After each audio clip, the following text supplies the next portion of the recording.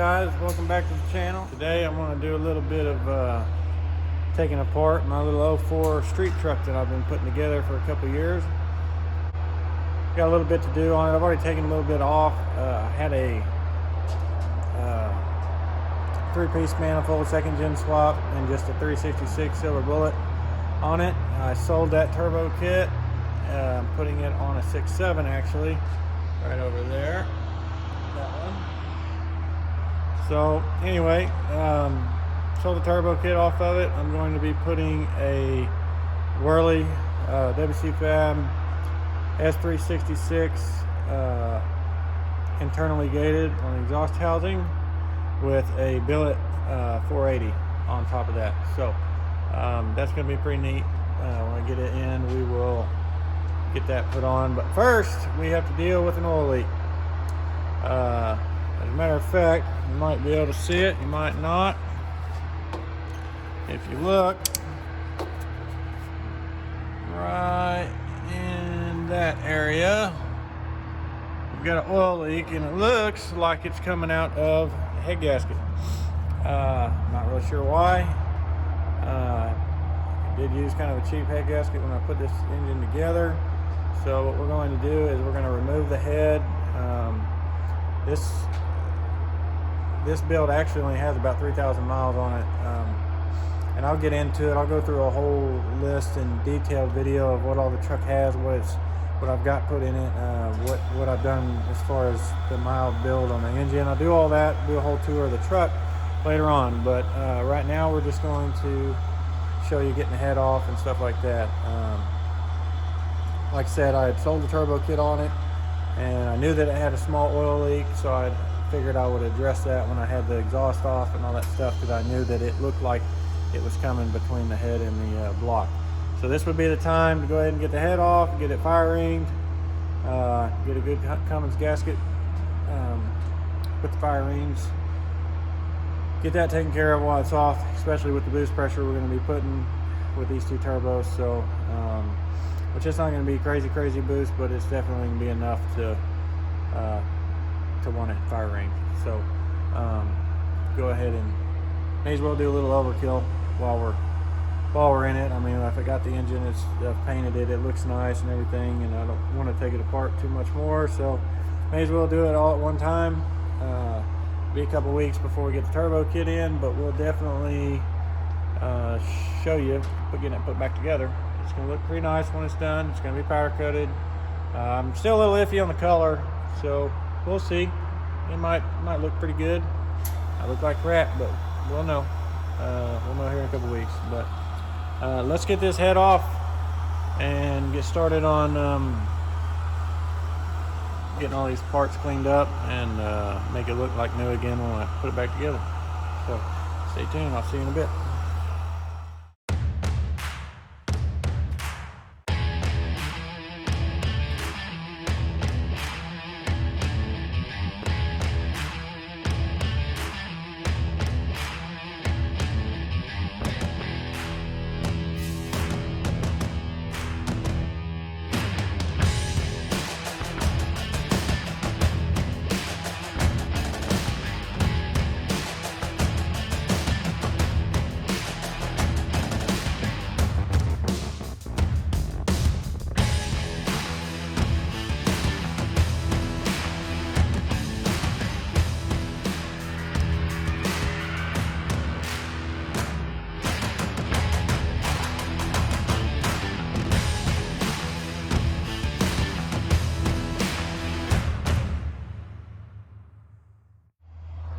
What's up, guys?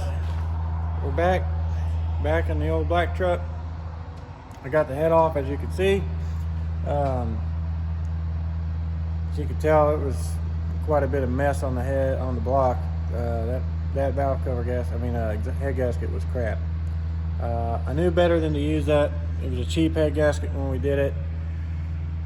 It is what it is, but everything looks good. Pistons look good, cylinders look good.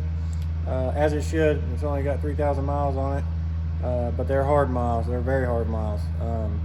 I have driven the absolute dog crap out of this truck since. But good thing is everything's fixable. just needs a head gasket. I'm going to go ahead and firing the head, which is, I should have done that in the first place. Firing the head and put a Cummins head gasket on it, and hopefully it'll solve this problem. It was starting to get pretty bad. It was leaking oil all the way around the block and the head, right in between, all the way around it. Also was starting to get some oil in the coolant as well. So I just found that out after draining the coolant out, and it was sitting there for a minute and the oil separated. So it was a clean bucket. So it was about to be a real mess. So I'm glad I caught it when I did. I was pretty iffy about taking the head off when I took the turbo kit off of it, because I was thinking, oh, it's probably just crankcase pressure and it'd go away if I vent the crankcase better. But after seeing that and seeing how bad it was, I'm glad I caught it now. So it's a lot easier to take the head off since the turbo kit was already off anyways. So I'm going to go ahead and, or I went ahead and did that. Decided to take the head off. So not a big deal. Said pistons and cylinders look pretty good. Oh, we got a little scratch here and there, but overall, good cross hatching. Got a little bit of a wash there, but not bad. Not bad at all. Pistons look perfect. Can't complain. When I put this engine together, we put late model pistons in it, and I'm kicking myself. I wished I would have done the early model pistons. I was just didn't know any better pretty much at the time, so I do now. But when this motor takes a shit, I will probably end up putting a 6.7 in it, a 6.4. I'm going to do a 6.7 block and sleeve it with early pistons. So that's the plan with it. But this engine should hold together pretty good. It's mildly built. We got studded mains, 12 valve rods. We got a Hamilton Hot Street 188 220 cam. Has DAP 100% over injectors. Hamilton valve springs, Hamilton HD push rods. So it should be pretty good to go. We'll see. We'll see how long it holds together. I've been driving it hard, like I said, very hard. So we'll see if it survives. But what we're doing now is we're going to be putting a Whirly kit, Whirly compound turbo kit. We're going to do an S360. What am I doing now? An S366 internally gated exhaust housing with a billet S480 on top of it. It's nothing real crazy, but it should push some pretty good, pretty high numbers on the boost. So we'll see what it does. But for right now, I'm really wanting that 1,000 horsepower number. If I can get the 1,000 horsepower number, then I'll be pretty happy. Obviously I want to go higher than that, but that's my first goal. My first dyno number, I want to be as close, if not over 1,000 horsepower. This truck was 1,000 horsepower at one time. Was not under my ownership. I got the truck as a roller. Nothing was in it. Nothing. No engine, no transmission, no transfer case, no drive shafts, no radiator, no intercooler, nothing. So a lot of interior pieces were missing. Didn't have wheels on it. So I pretty much put this truck together from a bare shell, damn near. So it's taken almost 2 years. We got it running. It's been about 3,000 miles with the engine that's in it. Little backstory on that: I bought a used motor for it, complete. Guy said it was good. Stuck it in the truck with a G56 transmission and transfer case, and got the engine running. Had a lot of electrical problems. The engine harness was wasted. I had to go through just about everything, rewrap it, reconnect it, new connectors. It was a nightmare. Finally got all the electrical problems sorted out, and as soon as I got the engine above an idle, it was knocking something fierce. So tore it down, found out that cylinder 6 rod bearing was spun, and it ate the crank pretty good. So sent the engine out, short block out, or not the short block, just the block. We sent the block and the crank out to get it machined, in the crank ground, stuck oversized bearings in it. Didn't put it back together, basically. We cleaned the head, we put new valves in it, new valve seats. The only thing we didn't do is deck the surface, which I'm kicking myself for, but it's okay. We're gonna fire ring it, so they're gonna deck it anyway. We put new valve seals, the Hamilton 110 pound or 103 pound valve springs. So anyways, truck was pretty bare. So we got it put back together for the most part. There's some stuff on the bed that I need to do. I need to take the bed off, take the Hillbilly gooseneck plate they got in there out. I've got a B&W hitch to put in it.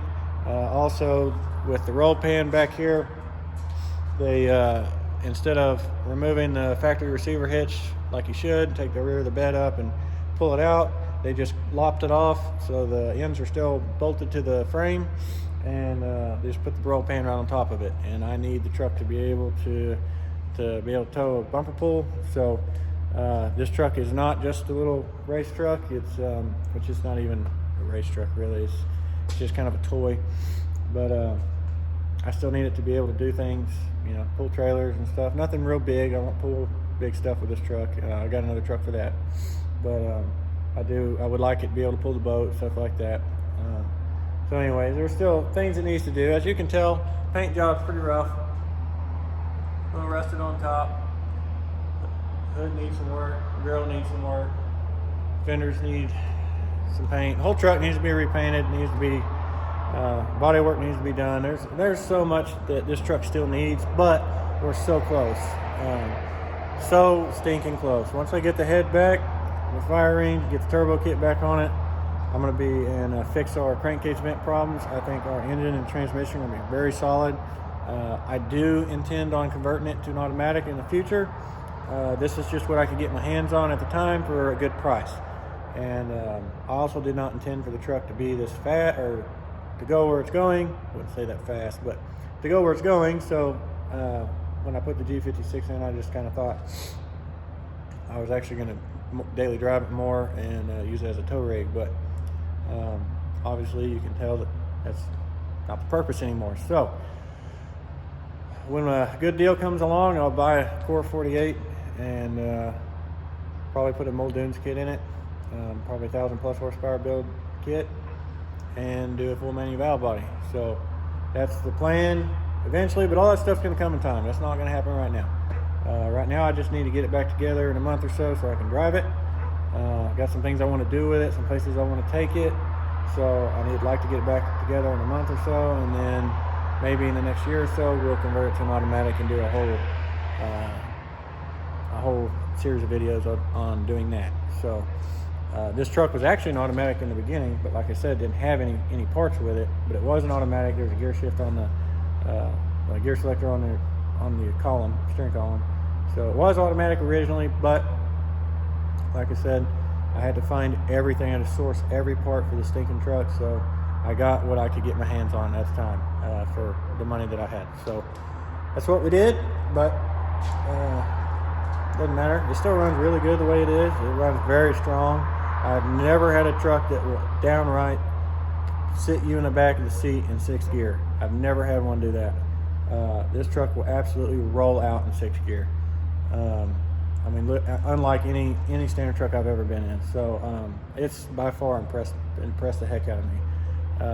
I've also got some coils and stuff, new shocks to make this truck ride pretty good. We got some Thurin springs, some Bilstein shocks, so we're going to put those on whenever we get the head and the turbos back. So when we get that, you'll get to see me install that stuff. Other than that, it's kind of a small introduction to my little play truck toy here, shop truck, whatever you want to call it.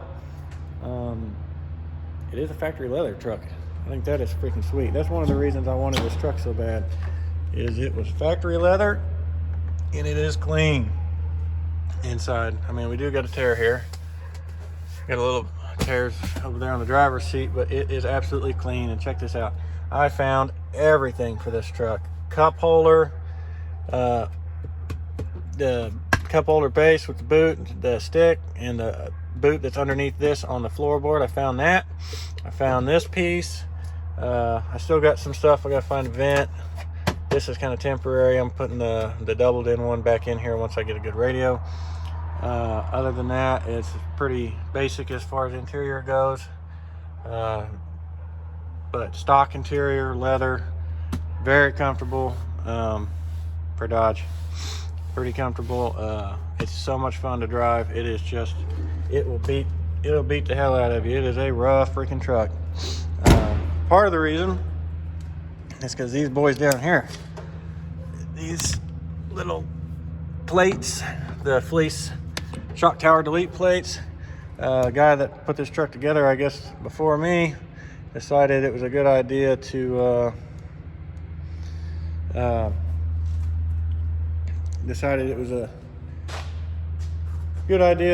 put stock length shocks with a shock tower delete, so it doesn't have a lot of compression, like 2.5 inches maybe, so you get a good bump and your head will hit the ceiling and knock freaking fillings out of your teeth. But other than that, it's a pretty good riding truck. You put anything in the bed. I had an engine in the bed a while back, and it rode like a pillow with that. So anyways, that's about enough for now.